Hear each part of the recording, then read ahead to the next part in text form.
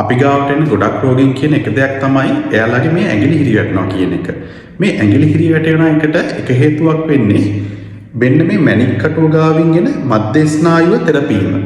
ඉතින් මේ මෙතන මැණික් කටුව ගාවින් යන මධ්‍ය ස්නායුව මේ මාපට ඇඟිල්ල, දබර ඇඟිල්ල, මැදගිල්ල සහ මේ වෙදගිල්ලේ භාගයකට ස්නායු සැපයීම කරනවා.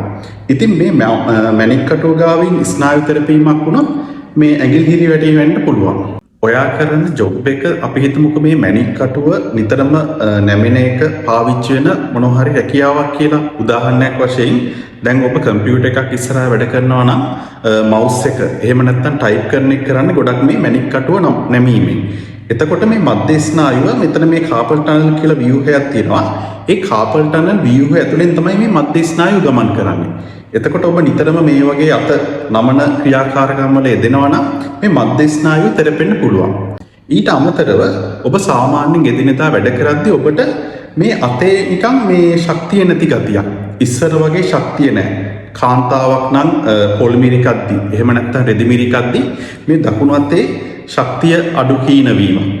එහෙම නැත්නම් අපි හිතමු ඔබ මේ ගොඩක් මේ ඩෙස්ක් ජොබ් එකක් එහෙම නැත්නම් මේ කම්පියුටර් එකක් ඉස්සරහා එහෙම නැත්නම් මේසයක් මත වාඩි වෙලා කරන රැකියාවක් කරනවා නම් වෙනද වගේ කම්පියුටර් එකේ මවුස් එක පාවිච්චි කරද්දී තියෙන අපහසුතාවය ටයිප් කරද්දී ටයිප් ස්පීඩ් එක ඉස්සර වගේ එක දිගට කරගෙන යන්න අමාරුයි. එහෙම නැත්නම් ලියනවා නම් ඉක්මනට මේ අත විඩාවටපත් වෙනවා, කැක්කුමක් එනවා. ඔබට ඒක කරගෙන යන්න බෑ.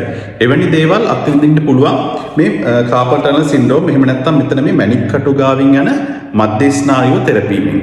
මෙවැනි ලක්ෂණ ආවොත් ඒ කියන්නේ මෙන්න මේ ඇඟිලි හිරි වැටෙන එක, මේ අතේ ශක්තිය හීන වීම, අත පන නැති වීම, ඒ වගේ ලක්ෂණයක් ආවොත් වහාම වෛද්‍යවරයෙක් කරා පෙන්වන්න. මේ උත්සන්න වුණොත් මෙතන මේ මැණික් කටුව ගාවින් යන කාපල් ටනල් ව්‍යුහය විවර කර එතන මේ ශල්‍ය කර්මයකට පවා යෑමට පුළුවන්. එම නිසා එහෙම තත්ත්වයක් උදා වෙන්න කලින් ඔබ වෛද්‍යවරයෙක්ට පෙන්වනවා ගොඩක් හොඳයි කියලා මම යෝජනා කරනවා.